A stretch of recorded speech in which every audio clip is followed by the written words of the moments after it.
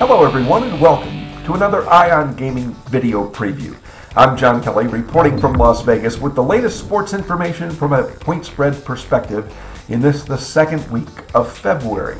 Ion Gaming is a website dedicated to the hearts and minds of sports bettors everywhere. If you visit EOG.com, take a look at the main forum and you'll find plenty of smart, sophisticated gamblers looking for an edge. We'll lead off this video preview with the story of the college basketball season. It's the undefeated Kentucky Wildcats. Big Blue is more than halfway through their schedule, and with a perfect season on the line, John Calipari's team is doing everything right. If the Wildcats remain undefeated this year and win the national title, they'll finish the season a perfect 40-0. No team in college basketball has ever gone 40-0. Note the site of this year's Final Four. It's Indianapolis, Indiana at the RCA Dome, and you can be sure Big Blue Nation will be well represented at the RCA Dome if Kentucky arrives the Final Four the final weekend of the season. That Saturday should be a jam-packed crowd at the RCA Dome, dressed in blue, rooting on their Kentucky Wildcats, and they'll wheel back 48 hours later to watch the Monday night championship game. The distance from Lexington, Kentucky to Indianapolis, Indiana is just a 3.5-hour drive, and we all know Kentucky has one of the biggest fan bases in college basketball.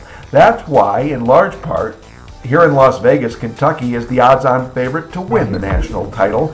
There is no clear second choice. Teams like Duke and Virginia and Wisconsin, they'll challenge Kentucky, but the Wildcats are the clear favorite. At the Westgate Superbook, Jake Hornegay's team is currently offering odds of 4-7 on Kentucky to win the national title. You have to risk 7 for every 4 you want to win, so you can see they are a prohibitive favorite to capture the national title in this 2014-2015 season.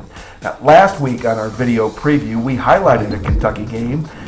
We faded Kentucky. We took Florida plus the points in a game last Saturday in Gainesville. We were successful there, and this week we'll try to do the same thing. We'll take a look at the Kentucky game at Rupp Arena Saturday against South Carolina, and at the end of this video preview, we'll go on record with our top selection. But first, a quick note about handicapping college basketball at this time of year. It's very tough because the market is set. Everyone knows everything about most of the teams. It's hard to find an edge at this time of year. It's the second half of conference play. We pretty much know who these teams are now, and the numbers are tight. You'll have to go shopping for the numbers. Always try to lay the lowest, take the highest.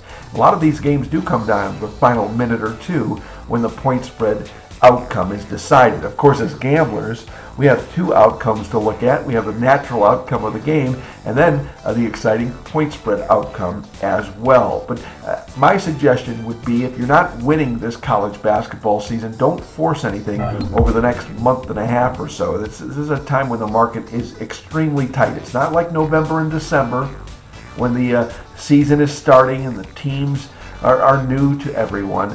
Instead, now we have established form, and the numbers, the number crunchers, I should say, really kick in and are a factor. The market's tight.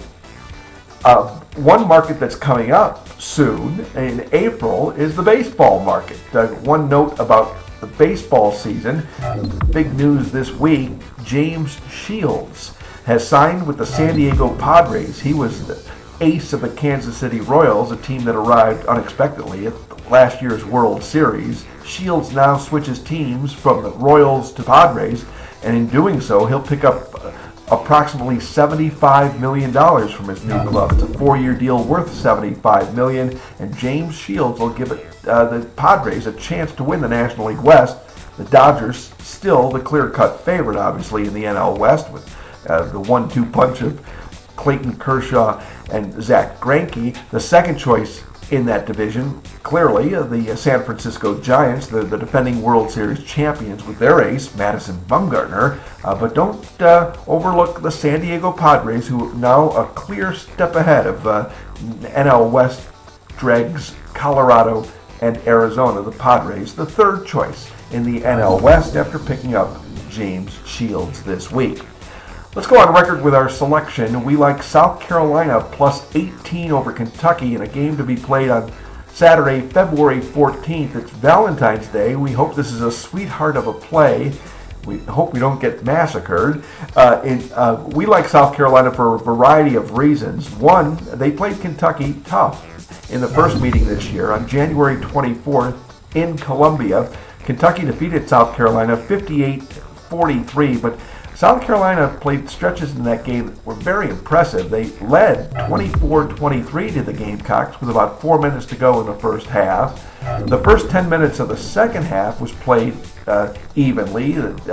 Only 20 points were scored. South Carolina scored half of those 20.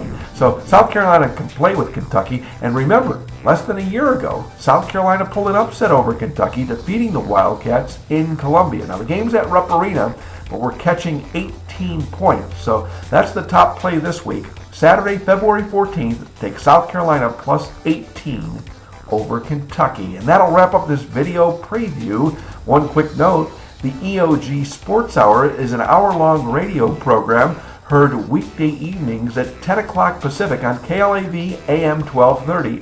This week we'll be featuring gambling personalities like Mike Corrigan, Waz, Computer Bob, Ed the Statman, Railbird, Ron Boyles, offshore insider Jose Santiago. He's a 34-year-old Costa Rican with a keen interest in soccer. And we'll also chat with Eric Biggio. He's the director of race and sportsbook operations at Aria Resort and Casino. Thanks for joining us on another installment of our EOG video preview.